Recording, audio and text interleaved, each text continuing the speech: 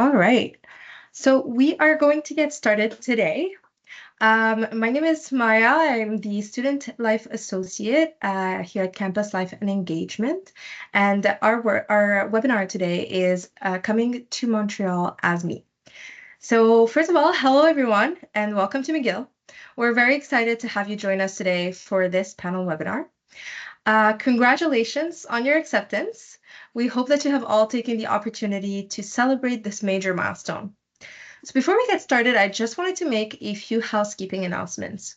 This webinar is being recorded, and the recording will be available within a few business days on our website, and I'll post it in the chat in a little bit. Your microphones are going to remain muted throughout this webinar to ensure sound quality, but feel free to write any questions you may have for our panelists in the Q&A section. So I'm going to hand it over to Antoine, who is our moderator for today, who's going to introduce himself and our lovely panelists. Thank you so much, Maya. So good evening, everybody. I'm Antoine Samuel Mefet-Alavo. I'm the Black Student Affairs Liaison at the Equity Team in the Provost Office. But I was also a McGill student, and I graduated with a Bachelor of Arts in IDS and Poli-Sci in 2007. Old! And I'm here this evening to kind of help you understand how it is to arrive at McGill as yourself, what resources are there, and what your experience might look like. And we're going to be doing that by hearing about the experience of these wonderful panelists. While we're listening, I'd love for everyone to write in the chat, where are you coming from, or where are you listening to this webinar from tonight? And I'm going to have the students each just introduce themselves and say where they came in when they were coming to McGill. We're very lucky to have a panelist both that are graduate and who graduated from an undergraduate degree here at McGill. And we're going to be speaking tonight with Nkwanzi Benaje. She uses she, her pronouns. She's a BA graduate from political science with a minor in economics. So Nkwanzi, please introduce yourself. Absolutely. My name is Nkwanzi, like it says on the screen. I recently graduated in May from Poli-Sci and Econ. I'm now working as a research assistant. Yeah, lots of hard work, 4 years of hard work. Super excited to be joining this panel today. Shoot your questions in our direction. I hope it'll be insightful. Thanks a lot. And next up, we have Shala Mursali, uses she, her pronouns, and is a master's in education, gender, and humanist studies. So Shala, please introduce yourself. Hi, everyone. Welcome to McGill and welcome in Montreal if you are in Montreal. My name is Shahla and I came to Montreal about 3 years ago to do a master in education and society with a concentration on gender and women studies. I did my master here and I'm about to submit my thesis in a couple of days and then graduate soon. So wish me luck with that. Thank you so much. That's an amazing feeling. I was there once. Thanks so much. Next, we have Zaina Seifan. She, her pronouns, was a second-year PhD student in sociology. Please introduce yourself, Zaina. Hi, everyone. My name is Zaina. Thank you so much for being here. Just finished my first year in my PhD program in sociology, so entering my second year. Still in the middle of coursework, but I'm originally from the Greater Toronto area. I did my master's and my undergrad at U of T, so yeah, please, share any questions you have in the chat. Nice, and thanks for those who are sharing in the chat. I saw Curitiba, Brazil. I love that place. And finally, we have not last nor least, Olawale. I've known you for a while, and you're in dental medicine and oral health PhD, also almost done. Am I right? Also what? Almost done. Also almost done. Yes. Good evening, everyone. My name is Olawale Dudubo. And as Antoine has said, I'm in my almost done phase of PhD in the Faculty of Dental Medicine and Oral Health Sciences. And I came from Nigeria 2021 to continue. Yes, Christiana, I see you. I saw the name and I said, this must be from Nigeria. So I saw you, Christiana. So welcome, everybody.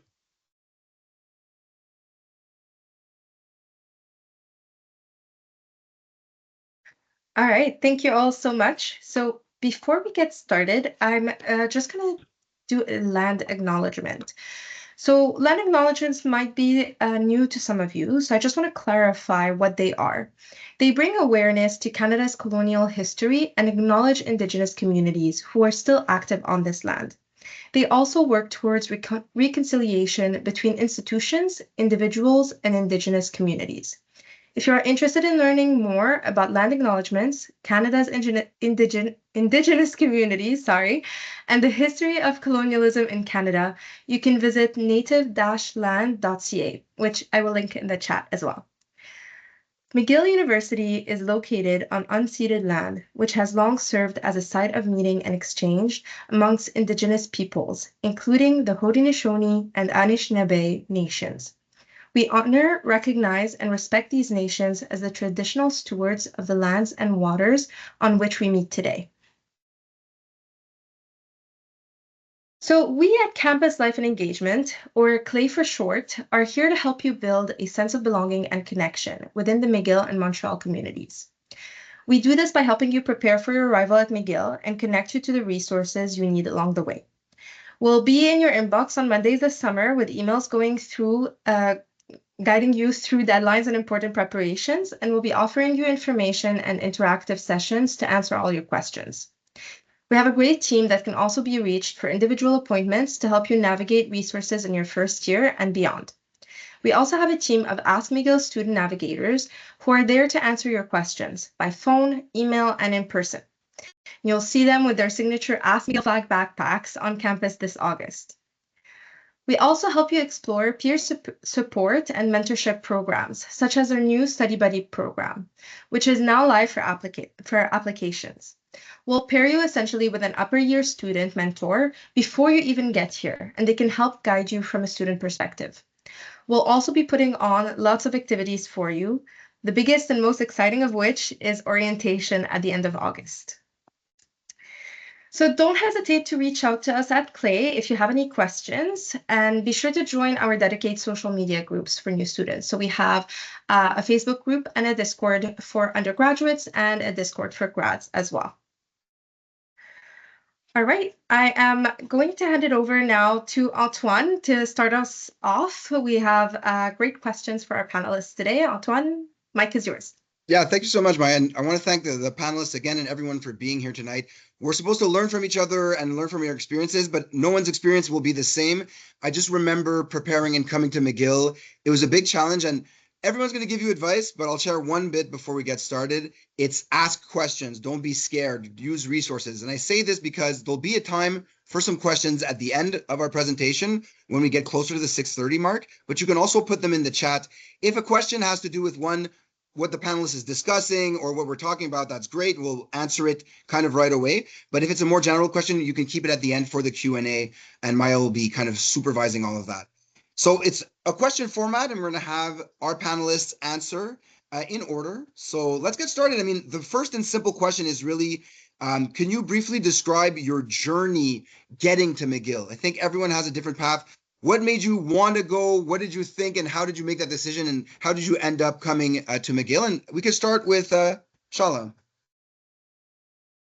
Well, it was a very actually big decision of my life, I can say. So coming to Montreal, coming to Canada, coming to McGill, it was a very actually, it's a big decision, but it is a decision that I can tell you I am always happy and proud of that whenever I start a new day.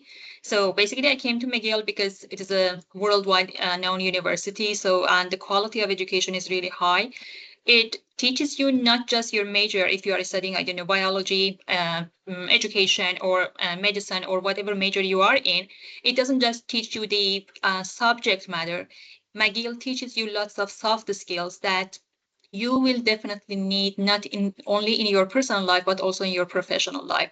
So coming to McGill, as I told you, was a great opportunity for me. And when I started, I really didn't know what I'm going to become. But as I started here, as I started my, let's say, working even as a student, in different positions as a research assistant, later on as an office assistant, as a work study student, and finally finding my own job at the Faculty of Medicine. I just noticed that what I have done here at McGill was not just what actually, let's say, one-sided activity. It has helped me in so many different directions, and I'm really grateful for that. That's great, I appreciate you speaking about work study and different job opportunities. That brings me to our next panelist, because I know that you've also had that experience. But can you tell us more, Olawale, how you get to McGill? What was your journey, and what brought you here, basically? Oh, what brought me here? I took the plane. I think it was Lufthansa I took when I was coming. from Nigeria. It was a good meal on the plane, yeah. Yeah. All right. So for me, my journey was a little bit not as straightforward as Shala. And just to let you know, I work with Shala in ISS. She's a great person. She's an amazing person. So Shala, thank you. And of course, I've worked with Antoine too. When I was broke and I needed money, my plug was Antoine. So I've worked with a bit of, a lot of people. So I left Nigeria 2018. Well, just to put it into context, I did my master's in the UK, started the PhD in the US during Trump first term, and it was a bit rough at that time, what some policies and all that. So I contacted some people here in Montreal in the Faculty of Dentistry, and I talked to them, and I was able to, transfer my PhD training to McGill. So that is how I ended up in McGill. And I came to Montreal during the pandemic. That was 2021, and was a bit tough. Why? Because it was the pandemic, classes were online, and I had to take a lot of classes on Zoom in my apartment. No, I didn't know people anyway. But somehow, through one of these programs in student services, that was the body program, I was able to connect with someone there. That was Emily Love. And I worked with her for a while to do orientation and everything like that. And it was after working with Emily that she connected me to ISS. And I've been with ISS since 2022. In fact, I've been in that student services building, attending to students since 2022, and I've been working with International Student Services, helping students with their CAQ, study permit, IHI, and just connecting them to the right resources. And that's one of the things that I think McGill has. There are a lot of resources for students, international students, domestic students, financial resources, academic training. I think Shala mentioned some. There are a lot of resources for students to be able to, land softly on getting to Montreal. Yes, yeah, I'll call it that, land softly. So that is my journey, basically. Yeah, it's quite a journey, and landing softly is a really important thing, if possible, for everyone. I think using these resources, there are a lot. We have to learn about them. So going to orientation, asking questions, and Olawale, inshallah, if you're saying you're still at ISS, people could be in touch with you after this webinar. Zaina, I had the same question for you. What was your journey like coming in here at McGill? Yeah, for sure. Personally, I think McGill has always been on my radar for graduate studies. And as someone who is originally from Ontario, I think maybe my answer will be a little bit more localized. But one of the most important criteria for me that drew me to McGill in Montreal was like the proximity to my family, as well as just having an environment in terms of the actual campus and the city life that I felt was more aligned to me in comparison to Toronto. So this was, I guess, specifically in terms of like the actual size of the city, the kind of events that were available on campus in terms of personal and professional development. I found that there was a lot that I was interested in that I wanted to pursue, and I found that was especially valuable in terms of my proposed academic research for my doctoral dissertation. So I just found it, I think overall, I guess more aligned with my expectations of where I wanted to be for such a long-term commitment, especially being situated in a city where, for example, I was able to maybe connect and find a community that I personally identified with. And I think, in other words, just having the opportunity to really build a strong, supportive network and system through McGill that would sustain me over the long term. So yeah, it's a kind of a mix of everything.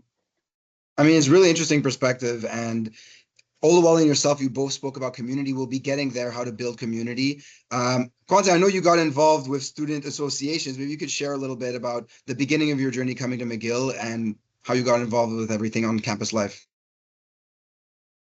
Absolutely. So I grew up in Calgary, if there's anyone from Western Canada in the call. But when I moved to Montreal, it would have been 2021. So kind of coming out of COVID.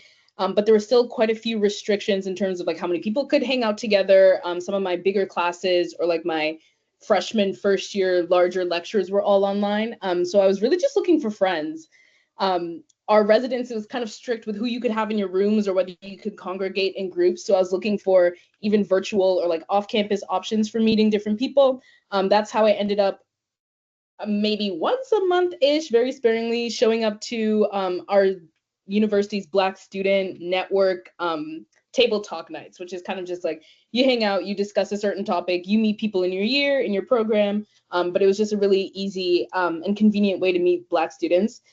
When you get to McGill, you will learn there are a lot of student groups. And I know some people might associate it with like high school or like clubs and stuff like that, but the amount of funding some of these services get is considerable. You'll like notice it. And the students who lead it are very dedicated to what they do. So don't worry so much about making friends. If you're looking for a social circle, I can't plug student groups enough. It really made a huge impact in my McGill experience. Apart from social life, the networking you're able to do, the professional opportunities that arise, the faculty that are also tied to these student groups, regardless of your interests, are beneficial across the board. So if there's one piece of advice that I could give in terms of student life, it's get involved, absolutely. That's great. I appreciate that. And it's also a great way of meeting people. There's activities night for the association, but they have their own activities too. So orientation can take different ways with services, with your department and faculty, and with student clubs. You can get introduced and almost onboarded at McGill. Following all of these groups on social media, getting to know about which ones you're interested in before showing up also helps. And they even have like WhatsApp groups and stuff. So it's really great. And this goes to my next question where I'm combining two. It's that first semester, right? I worked with students for a long time. I was with the internship office in arts and science. And Kwanzi is right. There's so many student groups. There's also so many students. And the campus is really, it's a different experience where you're studying, how you're going to get to McGill. But the first semester, everyone is kind of facing new challenges, understanding how it works. And there's a huge difference between first semester and second semester, no matter if it's a master's program or an undergraduate program. So I'd like to ask the panelists, how was your first semester, the transition, and what do you wish you would have known on your first day of your first semester? Maybe we can actually start with Zaina this time. Yeah, so I definitely agree in terms of like the transition between first and second semester. I think personally, maybe the first semester was more smoother in terms of like personal connections. I found that like a lot of the orientation or the pre-semester activities and the different resources that were available before the actual start of the semester really helpful, and especially in terms of like trial and error and finding your kind of spot on campus and perhaps where you fit in the most, or what kind of activities you find most aligned with you like the most. But yeah, I think like that first semester in terms of like orientation activities really helped to develop a network for later on in the semester. And I think that was especially important for the winter semester in terms of having that personal supportive network, just because I found the winter semester especially like way more tough for the actual like academic side. And then I think I forgot the second part of your question by chance. One thing you wish you would have known on your first day that you now know. Yeah, I think like first day, maybe try not to like give into the pressure to like have that network set up right from day one, and to think that's like going to be your final, as personal support, or even like the kinds of like activities you want to do, like that's going to be the thing that you stay in for the rest of the semester. You're going to come across so many different opportunities, so many different people, so many different events and initiatives. And sometimes like things pop up on your radar like way later in the semester. So yeah, I feel like it's kind of easy to get in that kind of like pessimistic mindset if everything doesn't click on day one. But I think giving yourself that time and patience, it would be really beneficial for the long run. Yeah, I appreciate that. It's all about a rhythm thing, figuring out, giving yourself the space to learn about this rhythm, about going to this new place and studying in a new way. What do you have to say about your first semester transition, Olawale? Okay, so that question is a bit tricky for me, right? My first semester was fall 2020. I was in the US taking classes online. My second semester was winter 2021. I think I was in Nigeria taking classes online. So I really didn't start until summer, yeah, something like that. So that was like third semester or something. But I would say whether I was in the US or I was in Nigeria, I would say there are a lot of resources that as soon as you get the admission and everything like that, there are people sending emails telling you this is available and that is available. I think BGSS does it. I think SSMU, I think if they do it too. And I think sometimes you just have to take time to go through those emails and see what is there for you. I mean, don't just put them aside. Just try to go through the email and see what are they talking about. Because they could talk about going on a field trip. They could have talk about maybe, I don't know, different things that is going to be important for a first timer to be able to settle. And I think that McGill does that very well. That soft landing, I've mentioned it before. And one of the things I learned when I first went outside my country to school was that it takes a while to actually acclimatize to a new setting and all. And there are resources with the LWA, with the awareness up, that you can actually, so I would say students should not leave it too late to talk to someone. Oh, I'm struggling in settling down, and those resources have been paid for already by you. So you just have to take advantage of those resources and just talk to someone. And the someone and the EWA, the awareness of, they have resources to connect you to help you. Because as I said, I worked in ISS for a while, and most of the time I feel bad when, not most of the time, every time a student comes and said that first semester was not good and they've been asked to withdraw or something. I feel that sometimes if the student have taken advantage of the resources of connected with someone and say, you know what, I'm struggling here and all that, something could have been done, and it doesn't have to be at the end where I say, oh, you have to withdraw something. So I think the emails there are going to be a lot of emails, and there's a possibility that you just push it aside, but don't push them aside. Try to connect. Try to see how can I take advantage of this, whatever they are giving me in the email. And then I think Kwanzi, I talk about the Students Association. It's a kind of community too, and it links you to the right resource. There are a lot of resources on campus. If you are not aware or if you don't know who to talk to, it's just going to be passing you by, and you don't want to do that. That's what I would say. Yeah, it's a good point. It is a lot of emails, especially at the beginning, but they really matter at different levels. And there's always a way to connect with either resources, funding, people, opportunities, really all types of opportunities. So you learn a lot. And also showing up and going to events, people see the people that come back, you meet, and you're kind of starting your own momentum. I think one thing you mentioned too is taking the time to acclimate oneself. It's really important. And you in dentistry, your schedule was different than others with when the semesters end and start. So everyone's on a different kind of path, and you've got to focus on what it looks like for you. So that's why I'm curious to hear, Nkwanzi, like, how was your first semester transition, and maybe something you wish you would have known? Absolutely. When I was dropped off at uni, I was just excited to be on my own. I was like, oh, I can take preparing my meals into my own hands. I can go shopping where I want and get the clothes that I want. I can take care of my own studies, all that. And if there's one thing I wish I had done differently, or like something that I wish someone had told me in my first semester, it's just don't wait.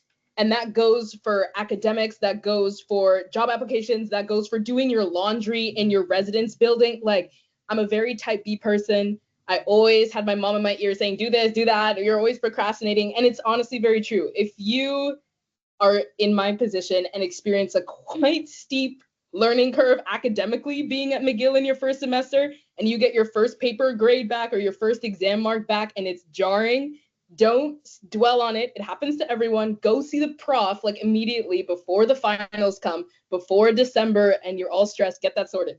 If you know that your residence building only has 6 working washing machines, don't wait till 5 p.m. to do your laundry, because there's going to be no opportunity for it. Just do as much as you can as soon as you can. Same thing goes, I like the email recommendations, checking your email. McGill is funny in the sense that a lot of people say, oh, it's really hard to discover resources, or it's hard to get help when you need help. But they just don't do the searching for you. So if you're getting a bunch of emails and you're not sorting them and you're not reading them, it's going to be really hard to kind of find your way and navigate the resources that you could benefit from. So if you have the opportunity to get on something soon, I'd say deal with it as quickly as you can. That's great advice. And yeah, bring your own detergent. No, but we're going to talk about on-campus, off-campus living soon.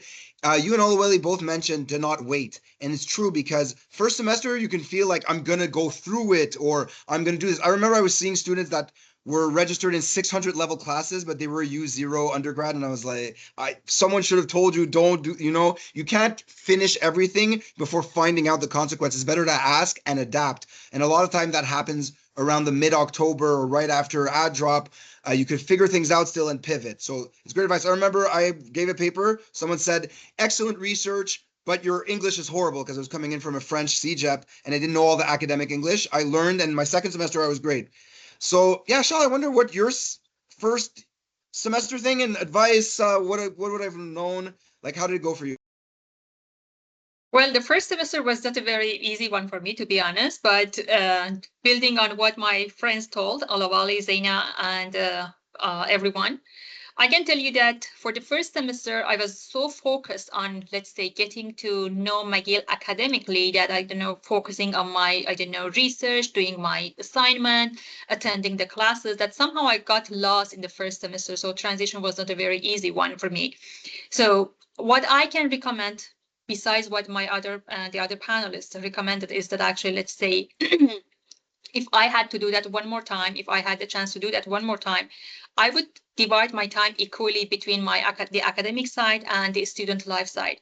As my friend said, there are lots of orientation programs. Unfortunately, I missed so many of them because I was so focused on doing the assignments and getting to know the courses and blah, blah, but there's always time for that. At the same time, especially the first semester, especially if you are connected to the new people, the students who are coming to Montreal for the first time, it's a very good time to build a network and to find friends who are actually, let's say, going through the same maybe challenges that you are going through. So it's a very, very good idea if you go over those emails.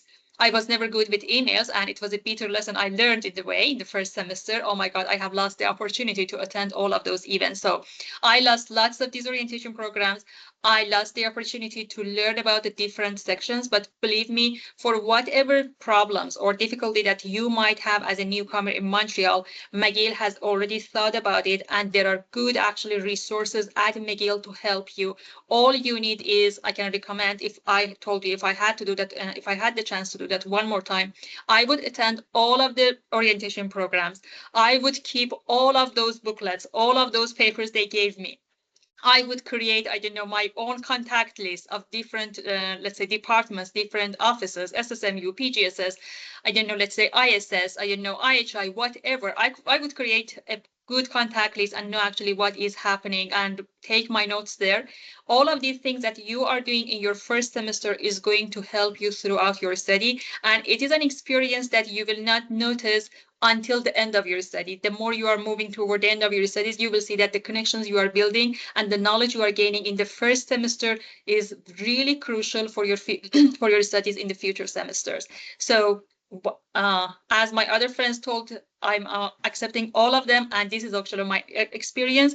It wasn't easy for me, but later on, because I started working as a student, I step by step came to compensate for not attending those activities, for not reading those emails, for not creating those contact lists. Step by step, I, let's say, built up for that and tried actually say to catch up, but it would be my recommendation for you if you're, let's say, if you are like me that skip emails, skip orientations, and you think that you are going to learn through the way, but it is going to take lots of time. So take your time, focus on your studies, but at the same time, I can tell you that highlight this aspect as well, because on the first semester, it is going to help you a lot throughout your studies.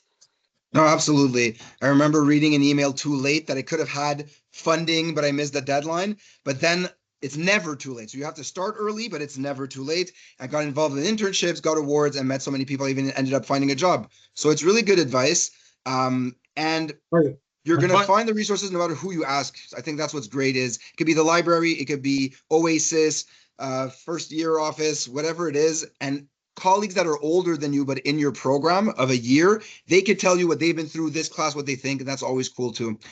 So we talked a little about res and living arrangements. I'd be interested to know how was, your first kind of living experience? Was it on campus? Were you off campus? And Kwanzaa, you were mentioning the cooking. Where was that going on?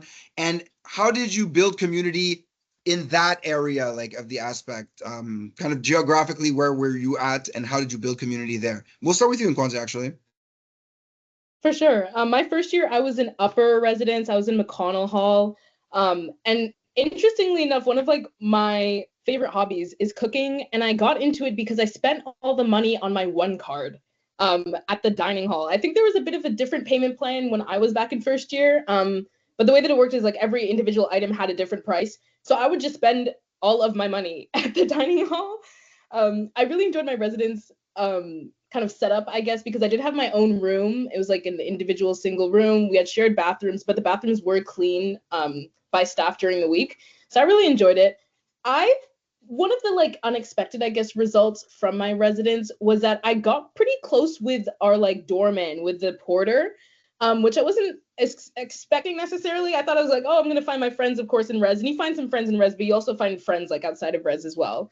But keeping in touch with staff, not necessarily just faculty, not just your professors, not people you're like just in close proximity academically to, but the staff around McGill. You'll meet a lot of them in res, of course, but just on campus as well. It was like just a great person to have. For example, now I live, of course, in an apartment, and I have for my other years when I was studying. But when I get a package sent, I ask whoever's sending the package to send it to residents because I know the doorman and there's a lock on the door and no one can snatch the package. So I really enjoyed residence. There are lots of like little ways to build connections in there as well.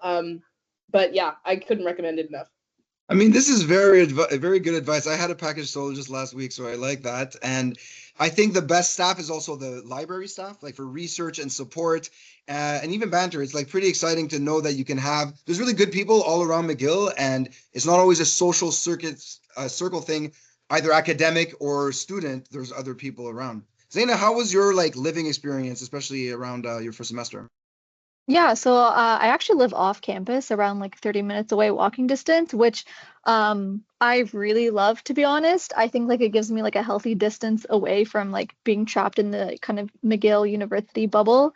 But also like for example, my roommates are McGill students, so still kind of having that like I guess point of connection to campus, which is really helpful as an incoming student. I know a lot of people, maybe like your instinct if you are living on campus is to like live downtown, but I also encourage like explore the different neighborhoods. There are so many cool neighborhoods, so many cool things to do outside of, I guess, like right the downtown core. But I remember the previous year, I was like so stressed about trying to find an apartment. Like I thought I was going to be homeless. I was being dramatic. There are literally people who like come September 1st and still don't have like an apartment. But that's not to say don't start early. There are so many great resources, so many, I think, points of resources at McGill that can help you find accommodation off campus. And there's also really great like Facebook groups that's how I got like my place. But even like the kinds of community that I was able to, I guess, like build and join outside of that area.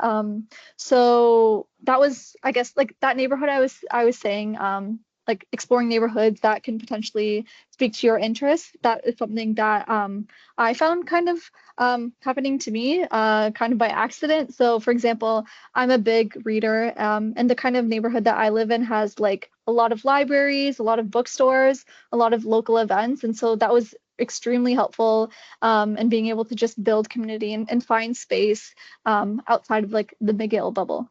Yeah. I really like that advice because the McGill bubble, we see it all the time. Even leaving the downtown core, people are sometimes intimidated to explore or think they don't have time or it's complicated. You can really find different things, great resources and community outside. I think culture has a lot to do with it often. Dance groups, theater, anything that you're interested in exploring will make you explore and meet other people and give you a nice break from this campus focus, which will be on campus way enough, right?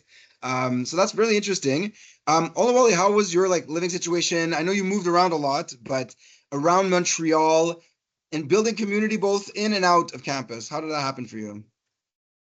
So for me, I would probably say I was kind of in luck. When I was going to come to Montreal in 2021, I had a colleague of mine that we schooled together back in Nigeria that was finishing his program in Montreal. So I asked him to please wait for me to come because it was finishing. He wanted to go back to his family in Saskatoon. So I asked him to please wait for me to kind of ease me in. And he was living around, was living in downtown. So he waited for me until June or so. He waited for me for like 3 weeks or so, and we looked for accommodation for me. I looked for accommodation together. We went to check accommodations together and everything like that. And when he was gonna go, he actually paid for the apartment that he was in, so I can stay there until I got something. So that was good. And in doing that, after doing that, I was able to get the place I am staying right now. I've been staying here since since June 2021. Yes, I've been staying here, but I don't stay in downtown. I stay somewhere close to Agrignon. I stay in Verdun, Monk. Yeah, and for me, I think it's been fine. I don't mind. It's on the green line, and that's one of the things that my friend told me. Look for something on the green line. And when we were looking for accommodation, let me check. I actually got the accommodation on Facebook Marketplace. They have some criteria and everything like that. They filtered, so it was on the green line. So I was able to get something on the green line. It's straightforward. I can leave my apartment 30 minutes. I'm on campus, which is good. And what else? What else? Community. Basically, I would say my community is basically the people I work with on campus. Really, that's my community basically. When I come home, I come to just eat, sleep, or read. Then I wanted to say something about, because I'm sure we're going to talk. I don't know if we're going to talk about it. I believe McGill, I just checked it out. McGill has a lot of resources too for people that are coming in with their family, especially with children. There's some resources there too on the side. I have something I can share that, and it could be a bit of an issue, knowing how to register your children for school and everything like that, or the daycare and all that. But there are resources, I think, in McGill that can help you with that. And I think I've talked to some people too when they came to ISS for one thing or the other. I was able to give them the information on how to go about it and registering for children for school. So I wanted to put that there. It's really important to talk about that because it's also a grad experience. Sometimes more mature students, it's different than the undergrad in terms of numbers of people in your classes, who you interact with more directly, especially in those first times, and where you're at with life and what you need in terms of resources. So I'm really happy you brought that up. Of course, there's PGSS and different groups too, but it's maybe not the same quantity as you would have in undergrad or the same reality. What are your thoughts on that, Shala? Like in terms of living and maybe more of the grad study aspect? So on my experience, I can say that when it comes to housing and finding a place to live, so I was very lucky because I could secure a very good place before coming here. So I was really lucky in that matter, and I got a very good place near McGill University. So I just had to walk 15 minutes or so every day to get to the campus, downtown campus. But I know that not everybody else was lucky. But looking at, I worked at International Student Services for almost 1 year and a half, and listening to international students, I can tell you that the best thing actually, let's say, if you plan to find a housing or any apartment, if you just go near the, metro lines. Yeah, Olavali said green lines, but I can also say orange line is also good. As long as you can try actually say to find somewhere which is near a metro station, it is great. Montreal has the best public transportation system, and it is literally possible to reach the furthest spot in the city using public transport. So if you can just, let's say, while you are looking, because I know that if you go to far places in Montreal, it can be very difficult, especially when winter comes, and relocation, or let's say moving apartment would be very difficult at that point. This is my experience, and also I can tell you that about the community. So I'm coming from Iran, so I had this Persian community to connect with, and I also met other international students. I'm still in touch with some of them. So that's actually how I made contact with my, let's say, outside of campus. I built some community and connected to some, and also on campus, there were also other, let's say, student clubs and the other international students I connected with. About one thing that I am willing to share is that not everybody, as I told you, was as lucky as I was when it comes to finding a place to live. So I can tell you that maybe start a bit early, start from now to see, actually say, to compare the prices, because sometimes, you know, when you are coming from a different country, you are not familiar with the prices, you are not familiar with the, let's say, rent range in different neighborhoods. It can be a bit problematic. Yeah, McGill has Facebook pages that you can, let's say, trust and use the information they share, but there are also other Facebook pages. So before trusting anyone, before, I don't know, let's say transferring any money, make sure that, let's say, those people are, let's say, trustable. I can tell you that. And yeah, this is my experience of housing and building community. Yeah, it's really important to make sure, and we're going to be shifting a bit the conversation, because a lot of times when we're sharing resources and we talk about McGill, and I do that all the time, and I do think it's true. There's wonderful stories, opportunities. I think all of you have amazing paths and professional futures yet to come, and so on. But it's not all roses all the time, right? I find we can also talk about the hardships, what went wrong, what was difficult. So I'm trying to think, maybe if you can identify like a challenge that really happened to you throughout your time here at McGill, and how you were able to adapt. Because it's one thing to come to Montreal as me and, you know, soft landing like Olawale was mentioning, but there's going to be some learning curve and learning pains, growing pains coming through education at McGill. And I'm wondering what your personal experience was and how did you overcome that challenge? I don't want to put anyone on the spot, but maybe Zaina, you want to share like a challenge and how you adapted? Yeah, I think a challenge I would say is actually like coming as a graduate student, looking for like a social space on campus. I think my assumption coming in was that there'd be way fewer spaces, and that the kinds of spaces that there would be maybe would be restricted to graduate students. So I think like for me coming in, I really wanted to join like the Arab student community on campus, and trying to make that work took like a little bit of like time and effort, and seeing what those spaces actually look like. And I think over time, like my fear kind of subsided once I was actually able to like try out those spaces. I think what's really great about McGill is that between like the different degrees, like these students aren't siloed from one another. So even though I would go to these, I guess, undergraduate run clubs, a lot of times there would also be graduate students. You never know who you're going to meet on there as well, and where else you're going to see them on campus. And I think that really helped over time, and being able to, I guess, freely participate in other events or initiatives on campus without the fear of me not being able to connect with someone who's like interests aligned with me and who I can like click with. So I think like for me on that front, I would say I like finding the right like community and space on campus without fear, or without judgment as well. And so I think McGill is really great in kind of breaking down those barriers. And this also translates, I think, to the academic side as well.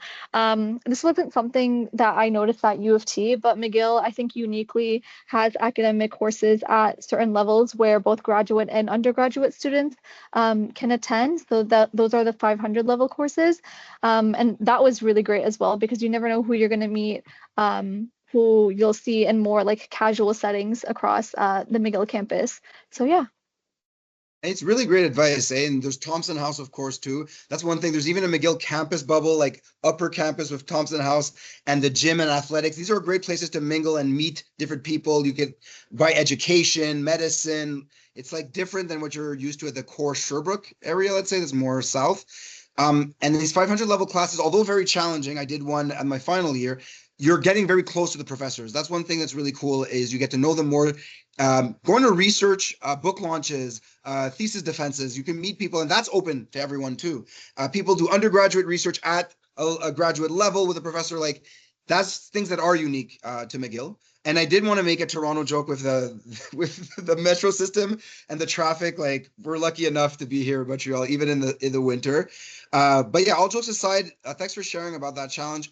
Olawale, what were the challenges that you faced, and like how did you overcome these? Maybe not a darker side, but a more challenging side of coming through to from McGill.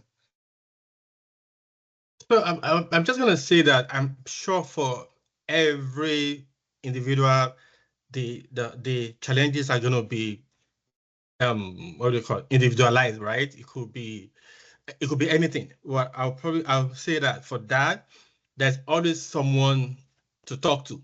You know, there was a point in time that one of the challenges I had was getting enough money for my tuition and everything like that.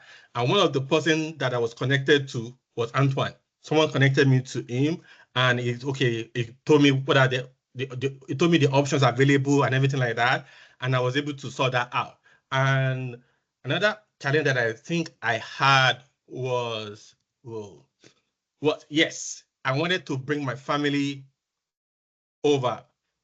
I'm married, I have 2 girls, and I wanted to bring my family over, and I tried it myself, and I didn't know that in ISS, I could talk to one of the advisors there, and actually Sabrina, she moved on from ISS now, but she was there, and she helped me package my application and everything like that, and eventually it went through successfully. So my point is that whatever the challenge, really, you just need to talk to someone, and even if the someone doesn't have the answer, probably going to connect you with the person that have a resource, that knows where the resources are. So that, I think that's what the student services is for students to be able to talk to anybody there and say, okay, this is my issue, these are the challenges I'm having, and I'm sure someone at the student service will be able to connect you to the right resource. Yeah, it's a great way of adapting, I think. And you've become that resource for other people. So it's really great. I'm lucky that you're still here, right? I'm happy you're going to graduate, but I've been referring people all over. And I do that also in Kwanzi. So what were the challenges that you went through, and maybe how did you adapt to those in Kwanzi? I'm curious. I guess I have 2 main examples. The first one's more of a social one. In your first week, especially with all the frosh and orientation activities happening, I don't want to predict anything, but oftentimes you see these very big groups of first-year students who either met themselves all in res, or met their group all in res, or all in the same frosh group, or they all went out to the same bar at one night or something.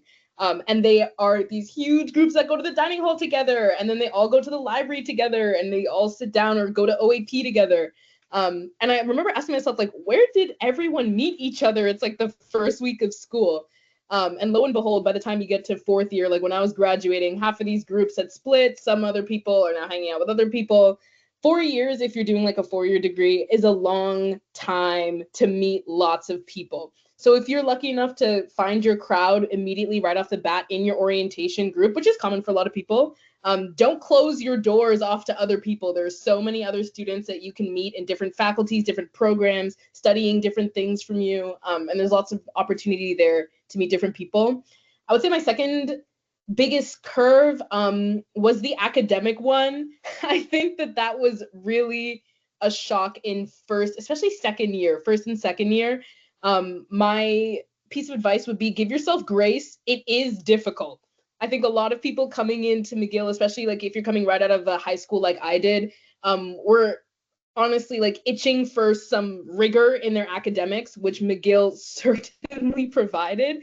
I think it's my favorite thing about the university, and something that I'm most grateful for is that it really pushed me academically. But the flip side of that is that sometimes you put a lot of work into the midterm, and the midterm doesn't go exactly how you want it to go. But the good news is that there are a lot of midterms to come. The profs really do want to see you succeed. Your TAs want to see you succeed. Sometimes it can feel like these exams are set up against you, but they're not. If you do reach out and look for help, there's lots of opportunity for success. So that's what I would say. No, yeah, absolutely. And I'm seeing some questions here that I want to answer in the chat, so we will get to that. But I think, yeah, the academic challenge. The one thing is to not also compare yourself, right? People, internships, grad programs, people are always claiming things around campus, and it's not going to be your experience maybe. So just don't think everyone got an A and not me. They give you free ice cream if you fail an exam in engineering, but that's because many people do, and it's normal. It's not what you would want. It's not what you're going to call your parents about, but it happens. So to understand and give yourself grace, I think is great advice in Kwanzi. Shala, what would you say was a big challenge, and how did you get out of it, or how did you adapt? Yeah, one of the biggest challenges that I had was the French language because I didn't speak any French. Right now I speak some French right now. But when I first came here, so because Quebec is a French-speaking province and there are so many people that do not speak any language, any English rather than French. So it was a bit of challenge for me. I found it really difficult at some point to actually, let's say, seek help. But at McGill, there were sources, so somehow I, let's say, could overcome that challenge. But another biggest challenge that I had, because I came to Montreal with the assumption that before coming here, I used to read lots of weblogs and used to think that, okay, so Montreal is an international student-friendly atmosphere. It is. I don't want to say it is not. But the thing is, actually, I had come with the assumption that there are lots of jobs for international students to do.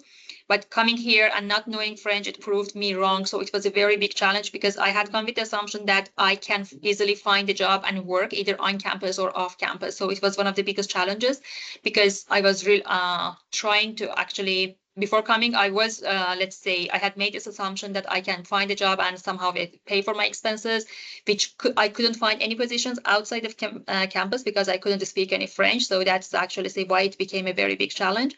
But eventually, as Olavala told, it is enough to actually seek help. It is enough to ask. So once you start asking, once you start seeking help, there are people who know, there are people who have been there before you were, so they can show you the way. So I started actually talking to some of my let's say people in the faculty of education.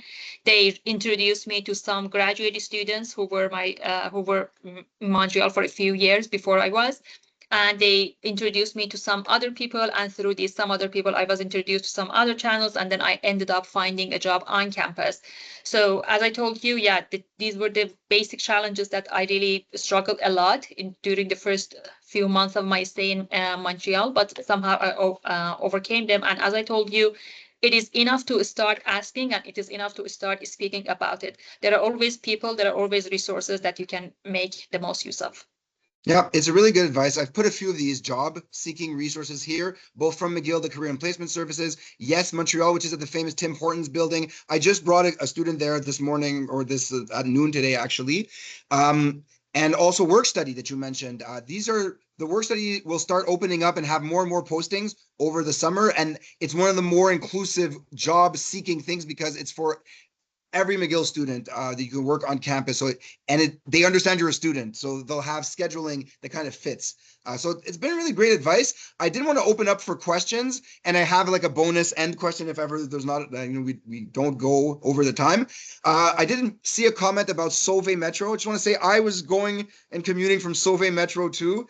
Fleury represents. So if you're going to be on the Orange Line and a bit far, just know all the different paths. I could sometimes get off at Sherbrooke and take the 24 bus or walk, or there's a Bixby station at this metro. Whenever there's going to be an issue with the metro or bus, you have like 3 other options to really get to class on time still. And try different routes going home. You'll get to discover the city and find different options. That's what's fun. So are there any questions? You can raise your hand. You can put them in the chat. You can't unmute yourself, so please write them up for our panelists or about McGill in general. And thanks again for listening and for all the panelists. We do have a couple of questions here in the Q&A. We were talking about housing before, but someone asked a question a little bit later on about finding housing for someone who isn't on Facebook. And it was mentioned in the chat that there are other websites. Does anybody else have any sort of tips for finding housing for someone who's not on Facebook? Maybe I can answer really quickly. I'm finding more and more like casual social media, like Instagram, has become like increasingly maybe like a smaller place where people are posting like their rooms or apartments up for rent. Especially if you like, really like know people in McGill. Sometimes like through a friend of like a friend, you'll be able to find a place. So maybe that's like another alternative option. Go ahead, Ngwanzi, and thanks, Elena. And then you can do it, Inshallah. I'm not sure how realistic this might be depending on your situation, but if you're able to come to Montreal a bit early, my roommates and I actually originally found this apartment because we were walking to the metro and they had a for rent sign in the window. So if social media is not really your thing or it's not accessible, honestly, walking around campus or in the neighborhoods sort of around campus can be a good bet sometimes too. That's a good point. And there's even campus housing, like more outside from campus, closer to the Verdun area. So anything around that, you'll find an other university also look for, housing, and they have their own resources. Like UDM, it's one bus away basically from McGill. Concordia, even more so, and UCAM too. Shala, you were going to say something? Yeah, of course, if you are, let's say you don't want to use Facebook, or for any reasons you are not actually, let's say you are not there, what I can recommend is that there are other, let's say, options. So whenever you walk on the streets of Montreal, you will see these, let's say, signs that allouer means for rent. So you can actually, let's say, call that number and ask if the apartment is available. So this is another option that maybe you can just have a tour around downtown, and especially during this time, you will see a lot of those signs. And even if you go to different neighborhoods, it is another option. Another option is that sometimes you will not see that, but whenever you see an apartment building, you can go inside and you can ask the information of that building if they have anything available. And that is actually how many people find apartments here, no matter if they are new in Montreal or they are not.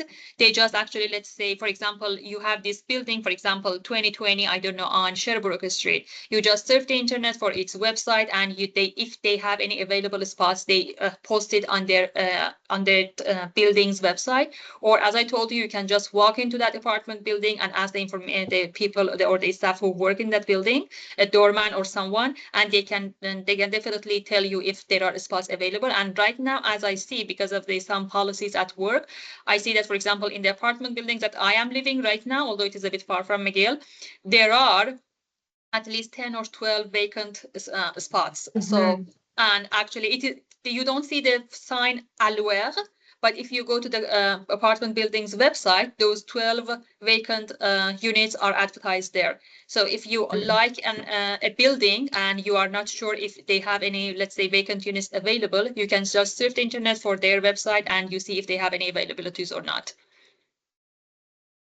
That's great advice. Maya, were there other questions? Yeah, sorry, I was going to jump in with that last question that I have here in the Q&A. So the question is, I feel a little bit insecure about my English speaking skills. What are resources that I can look for or help for that at McGill?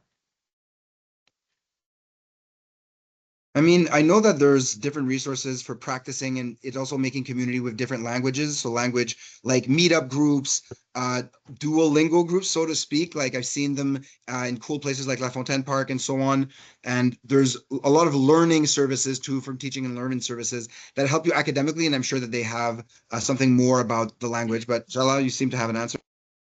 Yeah, of course. Besides whatever, let's see, what Antoine suggested, they are really great helps. There is also a School of Continuing Studies. They offer courses in English and French. So if you want, you can register for those courses. Also, McGill Library is the best spot ever if you are looking for, let's say, sources to improve either your French or English. It is just enough to drop by and ask them for help. They will definitely show you an ocean of resources that you don't even know which one to pick. So there are availabilities in the library. There's also a School of Continuing Studies. As Antoine mentioned, there are meetup groups, people, immigrants who do not speak good English. They just come together on a weekly basis. And I have benefited from these groups to make lots of friends in Montreal. So you can practice your English, and at the same time, you can just join other activities on Meetup and improve your English as well.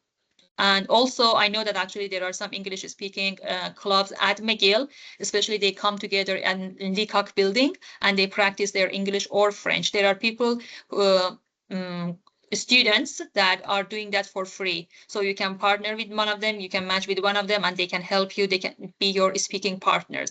I used to have one for my French, and for some time I practiced for about 6 months or so with this person to improve my French. That is actually, let's say, another resource that you can rely on. And they are totally free. They don't charge if you are at McGill.